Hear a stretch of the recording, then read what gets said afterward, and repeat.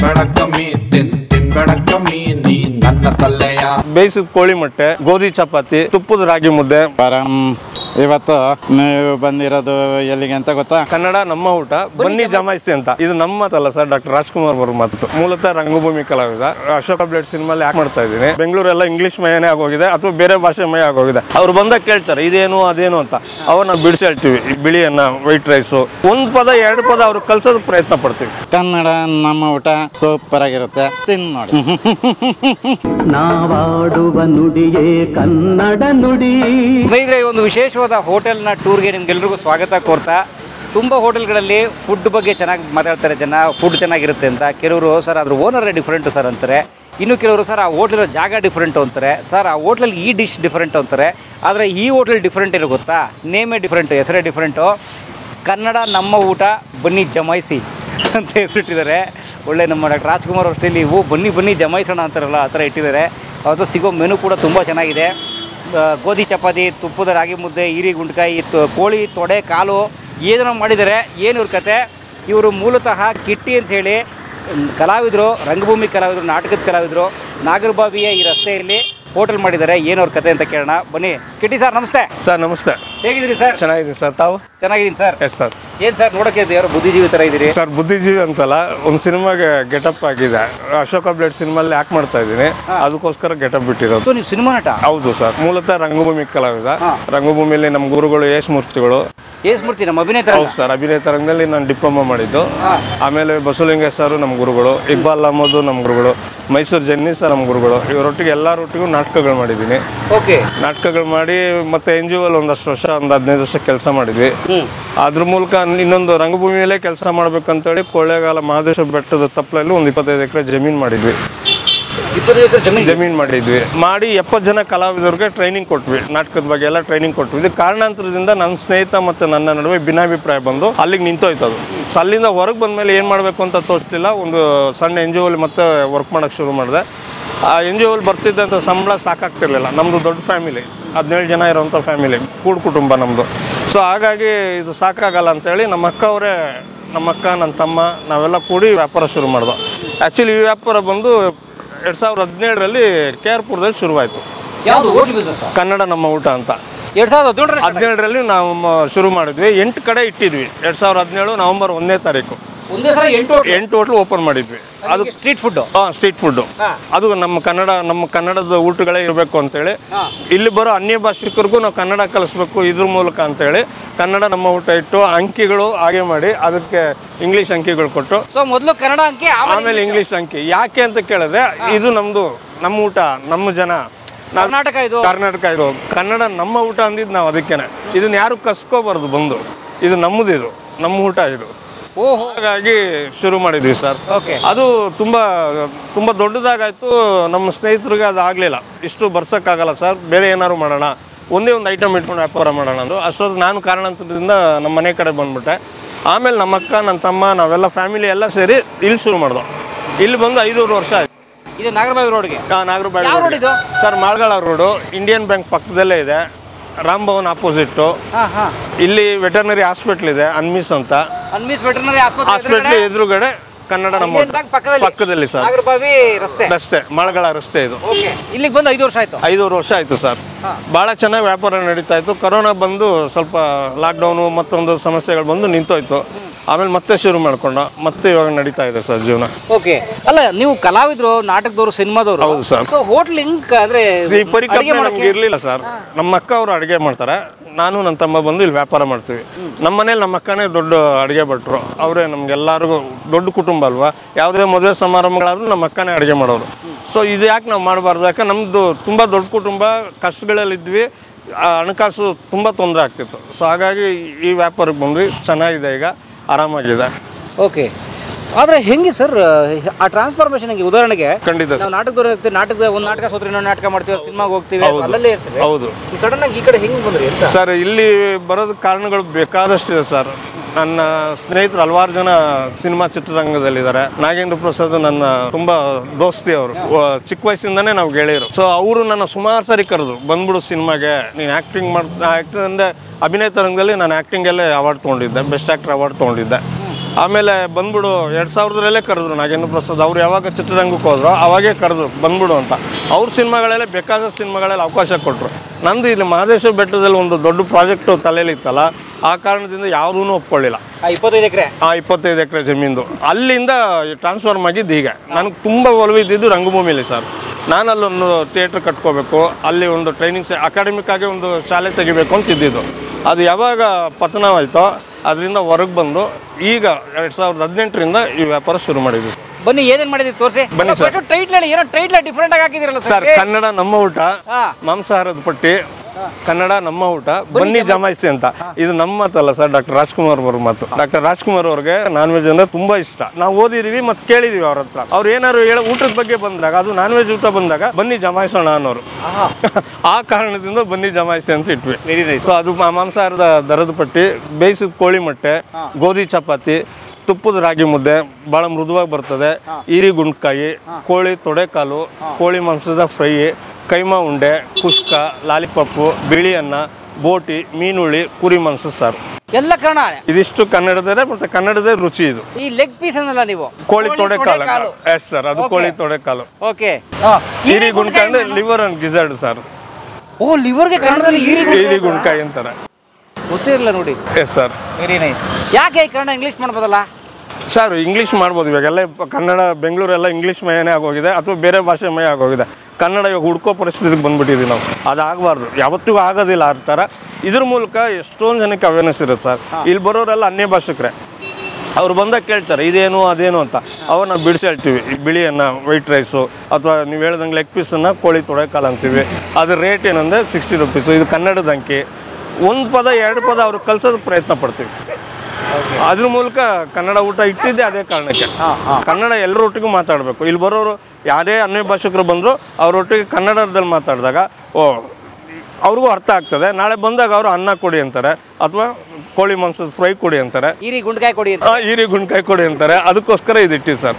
ಇದ್ರ ಮೂಲಕ ಒಂದು ಭಾಷಾ ಪ್ರೇಮ ಅಷ್ಟೇ ಸರ್. ಸೂಪರ್. ಇದು ನಮ್ಮದು ಸರ್, ಯಾರು ಕಸ್ಕೋಬಾರ್ದು ಅನ್ನೋದಕ್ಕೆ ನಮ್ಮ ಊಟ ಅಂತ ಹೇಳಿ. ಕನ್ನಡ ನಮ್ಮ ಊಟ, ಅದು ಓಕೆ, ಬೇರೆಯವ್ರದ್ದು, ಅದು ನಮ್ಮದು. ಅದು ಕನ್ನಡ ಅದನ್ನ ಕಿತ್ಕೋಬೇಡಿ, ಯಾರು ಬಂದು ಕೇಳಕ್ ಆಗೋದಿಲ್ಲ, ಆಗಬಾರ್ದು ಕೂಡ. Yes sir. ತೋರಿಸಿ ಬನ್ನಿ ಸರ್, ಹೆಂಗಿದೆ ಅಂತ ನೋಡೋಣ. ಎಲ್ಲಿ ಈರಿ ಗುಂಡ್ಕಾಯಿ ತೋರಿಸಿ ಫಸ್ಟ್ ಸರ್. ಇಲ್ಲಿಂದ ಹೋಗೋಣ ಸರ್. ಇದು mutton kurma sir. Mutton kurma ಮುದ್ದೆಗೆ ಆಗುತ್ತೆ ಖಂಡಿತ ಸರ್. ಮುದ್ದೆಗೆ, ಚಪಾತಿಗೆ, ಎಲ್ಲದಕ್ಕೂ. ನಮ್ಮಲ್ಲಿ ಬಹಳ ದರನೂ ತುಂಬಾ ಕಡಿಮೆ ಇರುತ್ತೆ ಸರ್. ಬೇರೆ ಹೋಟೆಲ್ಗಳಿಗಿಂತಲೂ ನಮ್ದು ತುಂಬಾ ಕಡಿಮೆ ಇರುತ್ತೆ. ಮಟನ್ ಮೊದಲು ಬರೀ 130 ರೂಪಾಯಿ. ಇದು ಫಿಶ್ ಮೀನುಳಿ ಸ್ಲೈಸ್, ಮೀನುಳಿ. ಹೌದು ಸರ್, ಮೀನುಳಿ. ಇದು 2 ಪೀಸ್ ಬರುತ್ತೆ, 100 ರೂಪಾಯಿ.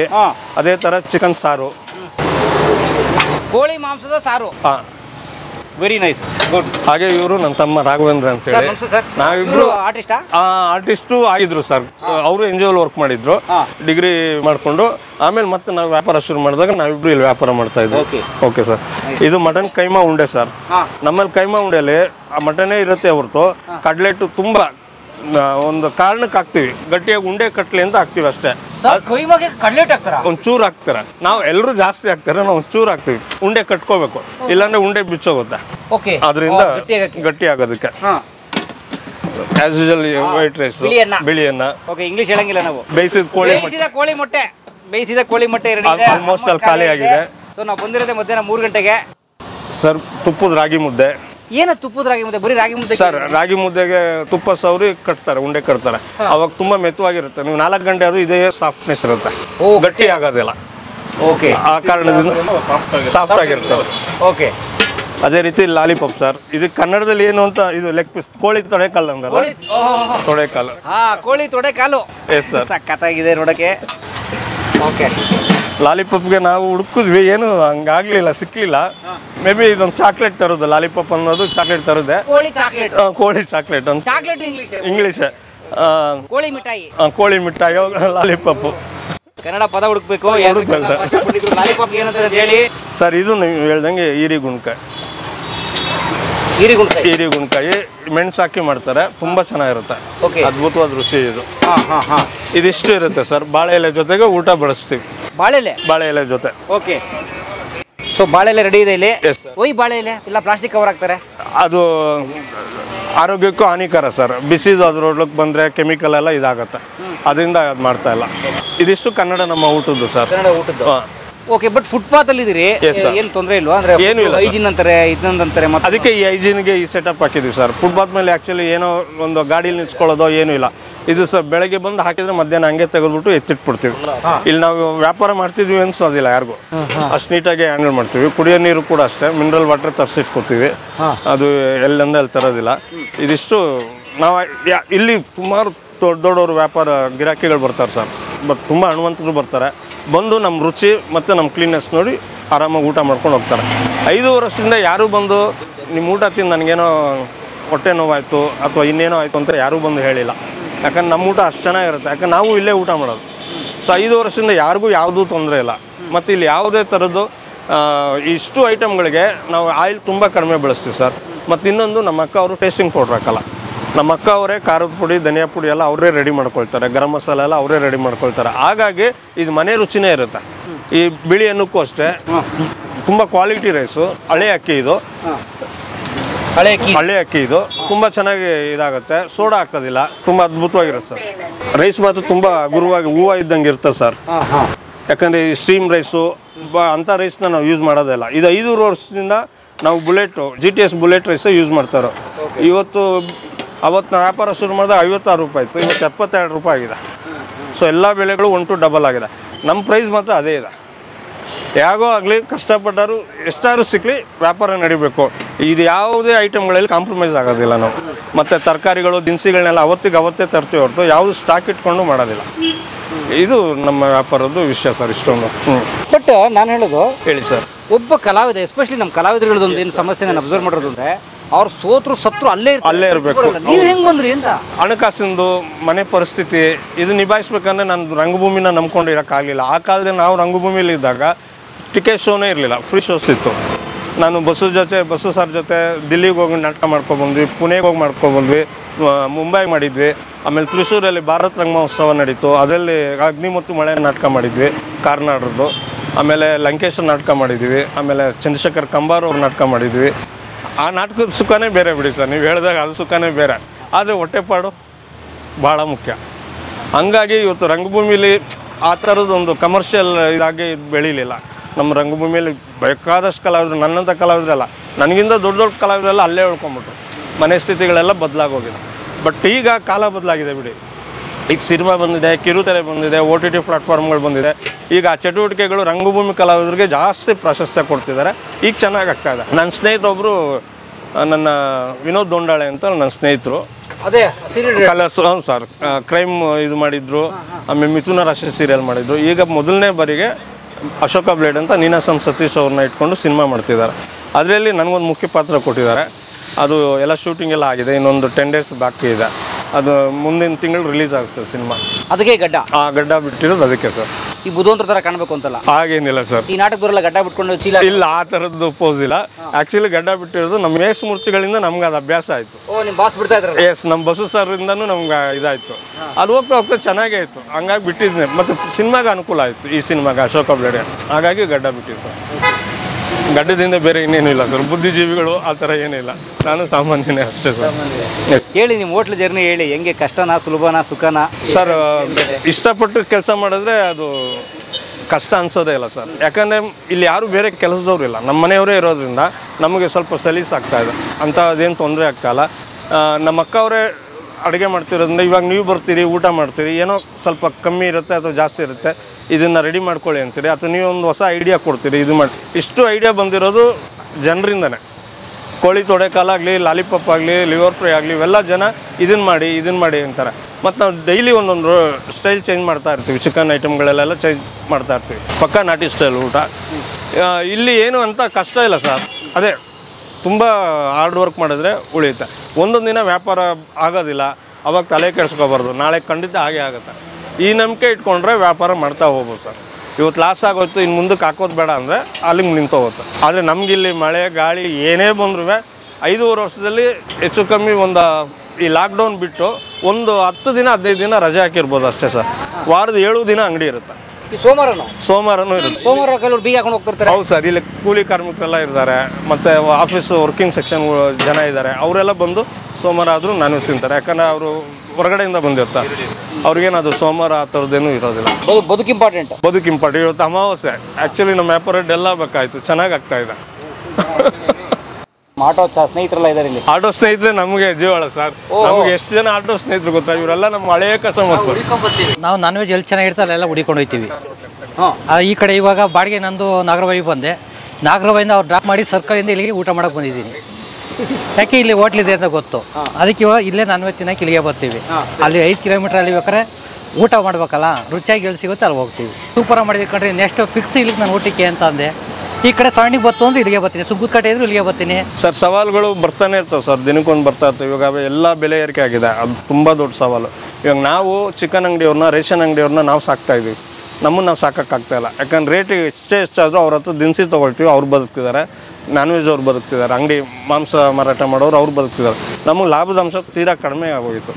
ಆದರೂ ಹೌದು ಸರ್, ಇವಾಗ 50% ಪ್ರಾಫಿಟ್ ಇದೆ ಅಂತಾರೆ. ಇದೆ ಸರ್, ಆ್ಯಕ್ಚುಲಿ ಇದೆ. 60% ಬಂಡವಾಳ ಹಾಕಿದ್ರೆ 40% ಲಾಭ ಇದೆ. ಅದು ಇವತ್ತಿರೋ ಗ್ಯಾಸ್ ಬೆಲೆ ಎಲ್ಲದನ್ನು ಲೆಕ್ಕ ಹಾಕಿದರೆ ಅದು ತುಂಬ ಕಷ್ಟ.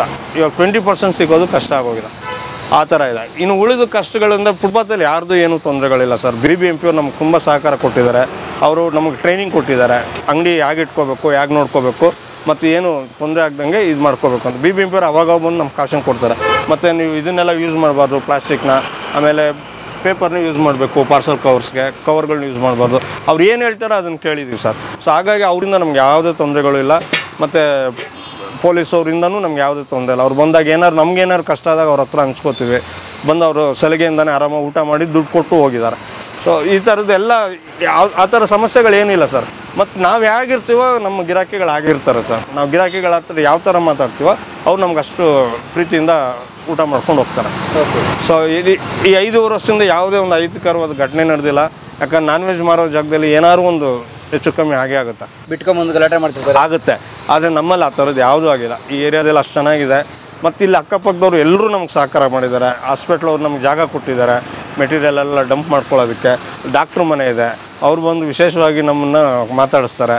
ಬ್ಯಾಂಕು, ನೀವು ಆಗಲೇ ಮ್ಯಾನೇಜರ್ ಮಾತಾಡಿದ್ರಲ್ಲ, ಅವರು ನಮ್ಗೆ ಲೋನ್ ಫೆಸಿಲಿಟಿ ಮಾಡಿಕೊಟ್ಟಿದ್ದಾರೆ. ಸೊ ಲೋನ್ ಕೊಟ್ಟವ್ರಾ? ಹ್ಞೂ ಸರ್, BBMPಯಿಂದ 10,000 ರೂಪಾಯಿ ಲೋನ್ ಬಂತು. ಆಮೇಲೆ ಲಾಕ್ಡೌನ್ ಟೈಮಲ್ಲಿ 1 ಲಕ್ಷ ರೂಪಾಯಿ ಲೋನ್ ಕೊಟ್ಟರು ಬ್ಯಾಂಕ್ನವರೇ.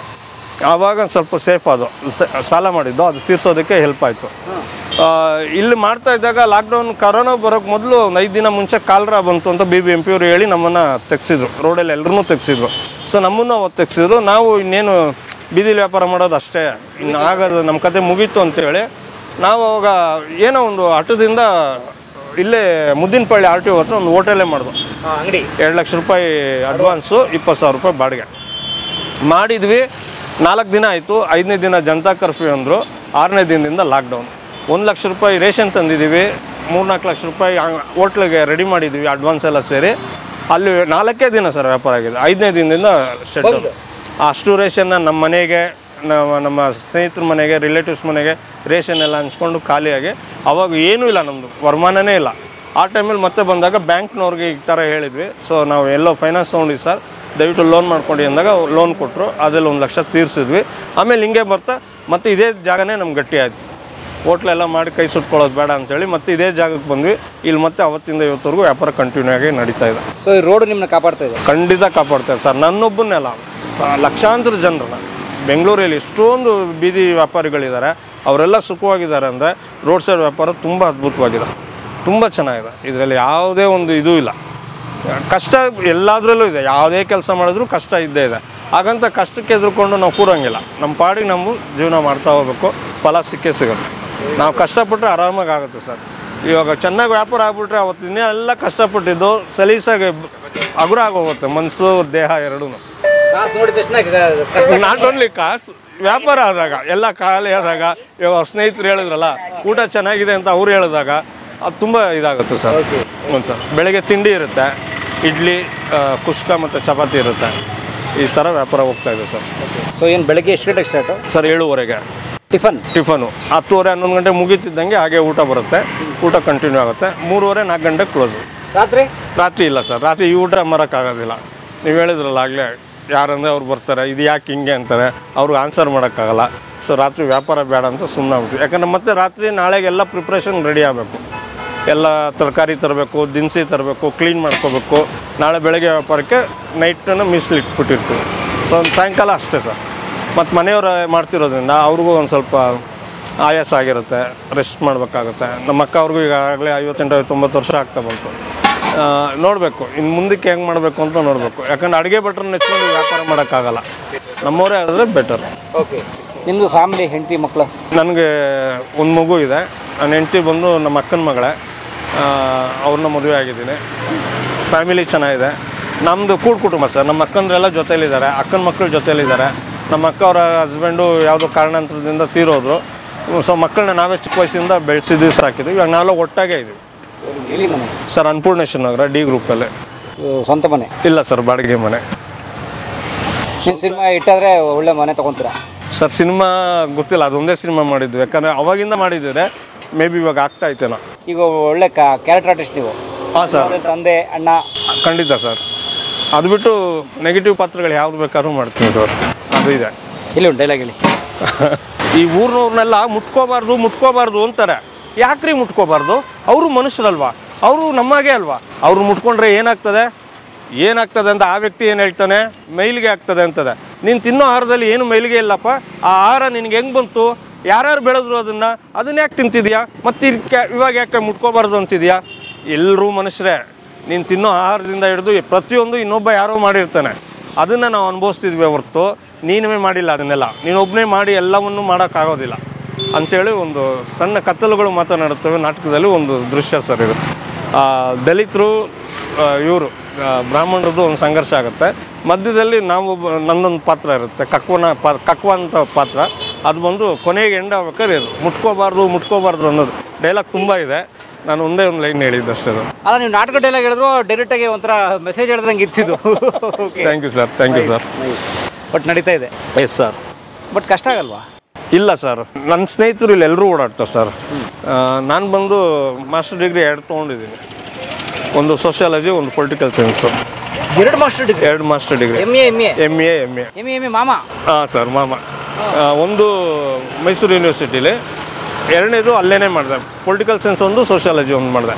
ಅದೆರಡೂ ನನ್ನ NGO ಕಾರ್ಯಕ್ಷೇತ್ರಕ್ಕೆ ಬೇಕಾಗಿತ್ತು, ಹಾಗಾಗಿ ಮಾಡಿದೆ. ಡಿಗ್ರಿ ಓದಿದ್ದು ಶೇಷಾದ್ರಿಪುರಂ ಈವ್ನಿಂಗ್ ಕಾಲೇಜು. ಸೊ ನಾನು ನಾಗೇಂದ್ರ ಪ್ರಸಾದ್ ಒಂದೇ ಸ್ಕೂಲು, ಒಂದೇ ಹೈಸ್ಕೂಲು, ಒಂದೇ ಕಾಲೇಜು. ಒಟ್ಟಿಗೆ MA ಮಾಡಿದ್ವಿ, ಒಟ್ಟಿಗೆ ಡಿಪ್ಲೊಮಾ ಥಿಯೇಟ್ರ್ ಮಾಡಿದ್ವಿ.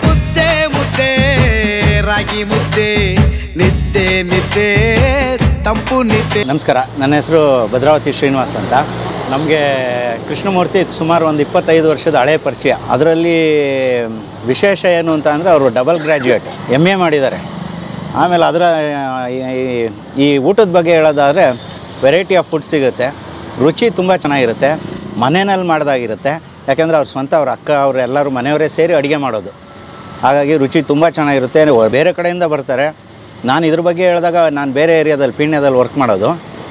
ಇದ್ರ ಬಗ್ಗೆ ರೂಟಲ್ಲಿ ಏನಾದರೂ ಹೇಳಬೇಕು ಅಂತ ಅಂದರೆ ಇವರು ಹೋಟ್ಲ್ ಹೆಸರು ಕನ್ನಡ ನಮ್ಮ ಊಟ ಅಂತ ಹೇಳಿದ್ರೆ ಈಸಿಯಾಗಿ ಕಂಡುಹಿಡಿತಾರೆ. ಅಷ್ಟು ಥ್ಯಾಂಕ್ ಯು ಸರ್. ಶ್ರೀನಿವಾಸ್, ನಿಮ್ಮ ಪ್ರೋಗ್ರಾಮ್ ಭಾಳ ನೋಡಿದ್ದಾರೆ. ಹಿರಿಗುಂಡ್ಕಾಯಿ ಇವರು ತುಂಬ ಇಷ್ಟವಾದ ಹಿರಿಗುಂಡ್ಕಾಯಿ ತುಂಬ ಇಷ್ಟ. ಮನೆಯಲ್ಲಿ ಶ್ರಾವಣ ಕಾರ್ತಿಕದಲ್ಲೆಲ್ಲ ಮಾಡಲ್ಲ, ಸೋಮವಾರ ಮಾಡಲ್ಲ, ಗುರುವಾರ ಮಾಡಲ್ಲ. ನಾವೊಂಥರ ರಂಗಾಯಣ ರಘು ಕ್ಯಾರೆಕ್ಟರ್ ಮಾಡ್ತಾ ಇರೋದು. ಇಲ್ಲಿ ಊಟ ಮಾಡಿಬಿಟ್ಟು ನಾನು ಹೊರಗಡೆ ನಿಮ್ಮನ್ನೆಲ್ಲ ಬಿಟ್ಬಿಟ್ಟು ತಿನ್ನೋಕ್ಕಾಗುತ್ತಾ ಅಂತ ಹೇಳೋದು. ಆಮೇಲೆ ಇಲ್ಲಿ ಬಂದು ಇಲ್ಲಿ ಸ್ನೇಹಿತರ ಜೊತೆ ಕೂತ್ಕೊಂಡು ಇದನ್ನು ತಿನ್ನೋದು. ಬಟ್ ಇದನ್ನು ಹೆಂಡತಿ ಮಕ್ಕಳು ನೋಡದೇ ಇದ್ರೆ ಒಳ್ಳೇದು. ನಾವಂತೂ ಆಗ್ತೀವಿ ಸರ್. ಒಳ್ಳೆ ಮಿಮಿಕ್ರಿ ಆರ್ಟಿಸ್ಟು. 1000 ಎಪಿಸೋಡ್ಸ್ ಕಾಮಿಡಿಗೆ ಇದು ಮಾಡಿದ್ದಾರೆ. ಉದಯದಲ್ಲಿ ಹಾಸ್ಯ ಅಂತ ಬರ್ತಿತ್ತು. ಮುತ್ತುರಾಜು ಶ್ರೀಕಂಠ ಅವ್ರ ಜೊತೆ ಮಾಡ್ತಿದ್ದೆ. ಈಗ ಸಿನಿಮಾಗಳಲ್ಲಿ ಮಾಡ್ತಾ ಇದ್ದೀನಿ. ವರ್ಕ್ ಮಾಡೋದು ಆ್ಯಕ್ಚುಲಾಗಿ ನಾನು ವಿಪ್ರೋನಲ್ಲಿ. ಎದೆ ಮೇಲೆ ವಿಪ್ರೋ ಇದೆ ನಿಮಗೆ? ಎದೆ ಮೇಲೆ ವಿಪ್ರೋ ಇದೆ, ಒಳಗಡೆ ಕಲಾವಿದನೂ ಇದ್ದಾನೆ. ಕಲಾವಿದನ ಒಂಚೂರು ಆಚೆ ಹಾಕಿ. ಯಾವುದು ಡೈಲಾಗ್ ಹೇಳಿ? ನನಗೆ ವಜ್ರಮುನಿಯವರು ಅಂದರೆ ಭಾರಿ ಇಷ್ಟ. ಆವಾಗ ವಜ್ರಮುನಿಯವ್ರ ಡೈಲಾಗ್ನ ಕರ್ನಾಟಕದಲ್ಲಿ ಯಾರೂ ಹೊಡಿತಾ ಇರಲಿಲ್ಲ, ಯಾರೂ ಕೇಳಿಲ್ಲ. ಯಾರೋ ಒಬ್ಬರು ಇಬ್ಬರು ಇದ್ದಾರೆ ಅಂತ ಕೇಳಿದ್ದೆ. ತುಂಬ ದಿನ ಆಯಿತು. ಏನೋ ಪುಕ್ಕ ತಕೊಂಡು ಸುಮ್ಮನೆ ಇರ್ತಾನೆ ಅಂದರೆ ಕೋಳಿಗೆ ಬಾಯಿ ಹಾಕಿದಾನಲ್ಲ, ಮುಗಿಸ್ರವನ್ನ.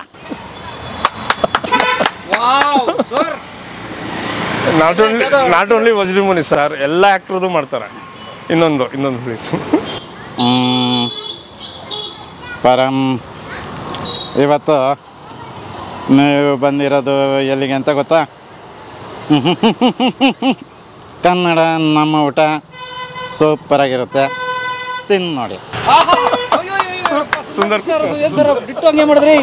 Thank you so much. ಅಣ್ಣ ಈರಿ ಗುಂಡ್ಕಾಯಿ ತಿಂದು ಒಳ್ಳೆ ಆರ್ಟಿಸ್ಟೇ ಆಗ್ಬಿಟ್ಟವ್ರೆ. ಎಲ್ಲ ಈರಿ ಗುಂಡ್ಕಾಯಿ ಪ್ರಭಾವ ನಿಮ್ಮ ಸ್ನೇಹಿತರು. ಹೌದು. ಅಲ್ಲ, ಈ ಆರ್ಟಿಸ್ಟ್ಗಳು ಬೇರೆ ವೃತ್ತಿ ಮಾಡೋಕ್ಕೆ ಇಷ್ಟಪಡಲ್ಲ, ಬಂದು ಇವರು ಹೋಟ್ಲು ಮಾಡ್ಬಿಟ್ಟವ್ರಲ್ಲ, ಹೆಂಗೆ ಅದು ನಾವು ಅದನ್ನ ಹೇಳ್ತಾ ಇದ್ವು, ನೀವು ಆರಾಮಾಗಿ ಈಗ ಲೆಕ್ಚರಿಂಗು ಅದು ಇದು ಹೋಗಿದ್ರೆ ತುಂಬ ಚೆನ್ನಾಗಿರ್ಬೋದಾಗಿತ್ತು ಅಂತ. ಅವ್ರು ಒಂಥರ ಈ ಭುಜಂಗೈನ ದಶಾವತಾರ ಇದ್ದಂಗೆ. ನೀವು ಕಲಾಮಾಧ್ಯಮ ನೋಡ್ತಿರೋದು ಥ್ಯಾಂಕ್ಸ್. ನಾವು ರೆಗ್ಯುಲರ್ ಇಲ್ಲಿಗೆ ಬರ್ತಾ ಇರ್ತೀವಿ ಸರ್. ನಮ್ಮ ಹಾಸ್ಪಿಟಲ್ ಇಲ್ಲೇ ಇದೆ. ರೆಗ್ಯುಲರ್ ನಾವು ವೀಕ್ಲಿ ಒನ್ಸ್ ಅಥವಾ ಟ್ವೈಸ್ ಆ ಥರ ಬಂದು ಇಲ್ಲೇ ನಮ್ಮ ಬೋರಾದಾಗೆಲ್ಲ ಬಂದು ಇಲ್ಲಿ ಟೇಸ್ಟ್ ಮಾಡ್ತಾ ಇರ್ತೀವಿ. ತುಂಬ ಚೆನ್ನಾಗಿದೆ. ಆ್ಯಂಡು ಸ್ಪೆಷಲಿ ಬಂದು ಚಿಕನ್ ಲಾಲಿಪಾಪು ನನಗೆ ತುಂಬ ಇಷ್ಟ ಅದು. ಚಿಕನ್ ಲಾಲಿಪಾಪ್ ಬಂದು ಆ್ಯಂಡ್ ತುಂಬ ಟೇಸ್ಟಿಯಾಗೂ ಇರುತ್ತೆ. ಆ್ಯಂಡ್ ಚಪಾತಿ ಎಲ್ಲ ತುಂಬ ಚೆನ್ನಾಗಿರುತ್ತೆ ಸರ್. ನಮ್ಮ ನಾಗರು ಬಾವಿಲೇ ಈ ಥರ ಸ್ಟ್ರೀಟ್ ಕಾರ್ನರಲ್ಲಿ ಮಾಡೋದು ನಂಬರ್ 1. ನಮ್ಮ ಅಂಕಲೇನೆ ತುಂಬ ಚೆನ್ನಾಗಿ ಮಾಡ್ತಾರೆ. ನಮ್ಗೆ ತುಂಬ ಇಷ್ಟ ಆಗುತ್ತೆ. Thank you. ಶಿವರಾಜ್ ಅಂತ ಆಟೋ ಓಡಿಸ್ತೀನಿ. ಇದು ಹೋಟ್ಲು ಒಂದು ಕನ್ನಡ ಅಂತ ಕನ್ನಡದಲ್ಲಿ ಬರೆದಿರೋದ್ರಿಂದ ನಮಗೂ ಒಂಥರ ಅಟ್ರಾಕ್ಷನ್ ಆಯಿತು, ಒಂಥರ ಖುಷಿ ಆಯಿತು. ಬಂದು ಟೇಸ್ಟ್ ಮಾಡೋಣ ಅಂತ ಊಟ ಮಾಡಿದ್ವಿ. ಕೈಮಾ ಉಂಡೆ ತೊಗೊಂಡೆ, ತುಂಬ ಚೆನ್ನಾಗಿತ್ತು. ಮತ್ತು ಚೆನ್ನಾಗೂ ಮಾತಾಡ್ತಾರೆ. ಒಳ್ಳೆ ಮನೇಲಿ ಊಟ ಮಾಡ್ದಂಗೆ ಅನಿಸುತ್ತೆ. ಕನ್ನಡ ಫೀಲ್ ಆಗುತ್ತೆ. ಎಲ್ಲೇ ಹೋದರೂ ನಮಗೆ ಬರೀ ಬೇರೆ ಭಾಷೆ ಬೇರೆ ಇದು ನೋಡಿ ನಮಗೂ ಒಂಥರ ಬೇಜಾರಾಗ್ಬಿಟ್ಟಿದೆ. ಈ ಕನ್ನಡ ಒಂಥರ ನಮಗೆ ಇದೀವೋ ಎಲ್ಲಿದ್ದೀವೋ ನಮಗೂ ಗೊತ್ತಾಗಲ್ಲ. ಈ ಕನ್ನಡ ಬೋರ್ಡರಲ್ಲೇ ನಮ್ಗೆ ಗೊತ್ತಾಗುತ್ತೆ. ಹೊಟ್ಟೆ ತುಂಬ ಊಟ ಮಾಡ್ದಂಗೆ ಅನಿಸುತ್ತೆ. ತುಂಬ thanks sir. Sir thank you very much. Thank you sir. Thank you. So ನನ್ನ ಸ್ನೇಹಿತರು ಇಲ್ಲಿ ಎಲ್ಲರೂ ಓಡಾಡ್ತಿರ್ತಾರೆ, ಬರ್ತಾರೆ, ಮಾತಾಡಿಸ್ತಾರೆ, ಖುಷಿಯಾಗಿ ಊಟ ಮಾಡ್ತಾರೆ. ಸುಮಾರು ಚೆನ್ನಾಗಿದೆ ಸರ್. ಏನು ನಾವು ಬೀದಿಯಲ್ಲಿ ನಿಂತಿದ್ದೀವಿ ಅಂತ ನಾವು ಗೌರವ ಇಲ್ಲ, ನಾವು ಚೆನ್ನಾಗಿದ್ದೀವಿ ಅನ್ನೋದೇ ಗೌರವ. ಇನ್ನೇನು ನಾನು ಬೇರೆ ಏನೂ ಮಾಡ್ತಿಲ್ಲ, ಭಿಕ್ಷೆ ಏನೂ ಬಿಡ್ತಿಲ್ಲ, ಕಷ್ಟಪಟ್ಟು ದುಡಿತಿದ್ದೀನಿ. ಆ ದುಡಿಮೆಗೆ ಫಲ ಇದೆ ಮತ್ತು ಎಲ್ಲರೂ ಪ್ರೀತಿಯಿಂದ ನೋಡ್ತಾರೆ. ಅದು ತುಂಬ ಇಂಪಾರ್ಟೆಂಟ್ ಸರ್. S, okay. ನಡೀತಾ ಇದೆ ಸರ್. ಶುಭವಾಗಲಿ, ಒಳ್ಳೆದಾಗಲಿ. Thank you very much. ಅಣ್ಣ ತಮ್ಮ ಸೇರಿ ತುಂಬ ಒಳ್ಳೆ ಹೋಟ್ಲು ಮಾಡಿದ್ದಾರೆ. ನೀವು ನಾಗರಬಾವಿ ಮಾಳ್ಗಳ ರಸ್ತೆಗೆ ಬಂದರೆ ಜಿಮ್ ರವಿ ಜಿಮ್ ಇದೆಯಲ್ಲ, ನಾವು ಜಿಮ್ ರವಿ ಅವ್ರು ವಿಡಿಯೋ ಮಾಡಿದ್ದೀವಿ. ಅಥವಾ ಬೈಟು ಕಾಫಿ ಇದೆ, ಅಥವಾ ಬೇಡ ಇಂಡಿಯನ್ ಬ್ಯಾಂಕ್ ಇದೆ, ಇಲ್ಲಿ ನೋಡಿ ಅನ್ನೀಸ್ ವೆಟರ್ನರಿ ಆಸ್ಪತ್ರೆ ಇದೆ. ಈ ರೋಡ್ ಇದೆಯಲ್ಲ ತುಂಬ ಫೇಮಸ್ ರೋಡು. ಕಬಾಬ್ ಫ್ಯಾಕ್ಟ್ರಿ ಕೂಡ ಇದೆ. ಸೊ ಇಲ್ಲಿಗೆ ಬಂದರೆ ಸ್ನೇಹಿತರೆ ನೀವು ರಸ್ತೆಯಲ್ಲಿ ನೋಡಿ, ಇಲ್ಲಿ ಕನ್ನಡ ನಮ್ಮ ಊಟ ಬನ್ನಿ ಜಮಾಯಿಸಿ ಅಂತ ಅಣ್ಣವರೇ ಕರೆದಂಗಿದೆ ಇದು. ಸೊ ಬನ್ನಿ, ನಮ್ಮ ಕಿಟ್ಟಿ ಅವ್ರನ್ನ ಭೇಟಿ ಮಾಡಿ, ಅನುಭವ ಕೇಳಿ, ಅವ್ರಿಗೆ ಒಂದು ವಿಶ್ ಮಾಡಿ, ಜೊತೆಗೆ ಒಂದು ಒಳ್ಳೆ ಊಟ ಮಾಡಿ, ಮನೆ ಶೈಲಿಯ ಊಟ ಅವ್ರ ಅಕ್ಕ ತಯಾರು ಮಾಡಿ ಎಂಜಾಯ್ ಮಾಡಿ. ಸಿರಿಗನ್ನಡಂ ಗೆಲ್ಗೆ, ಸಿರಿಗನ್ನಡಂ ಬಾಳ್ಗೆ, ಜೈ Bhuvaneshwari sir. Thank you sir. ನಾಡು ಇದೇ ಭಾಷೆ ಎಂದೆಂದು ನನ್ನದಾಗಿರಲಿ. ಕಲಾ ಮಾಧ್ಯಮದ ಎಲ್ಲಾ ಎಪಿಸೋಡುಗಳು ನಿಮಗೆ ಸಿಗಬೇಕು ಅಂತಂದ್ರೆ ಕಲಾ ಮಾಧ್ಯಮ ಯೂಟ್ಯೂಬ್ ಚಾನೆಲ್ನ ಸಬ್ಸ್ಕ್ರೈಬ್ ಮಾಡಿ, ಬೆಲ್ ಐಕಾನ್ನ ಕ್ಲಿಕ್ ಮಾಡಿ, ತಪ್ಪದೇ ಮಾಡಿ. ಸ್ನೇಹಿತರೆ, ಕಲಾ ಮಾಧ್ಯಮದ ಎಲ್ಲ ಸಂದರ್ಶನಗಳನ್ನು ನೀವೀಗ ಓದಬಹುದು. www.kalamadhyama.com ಈ ವೆಬ್ಸೈಟ್ಗೆ ವಿಸಿಟ್ ಮಾಡಿ, ಇಂಟರ್ವ್ಯೂಗಳನ್ನು ಓದಿ.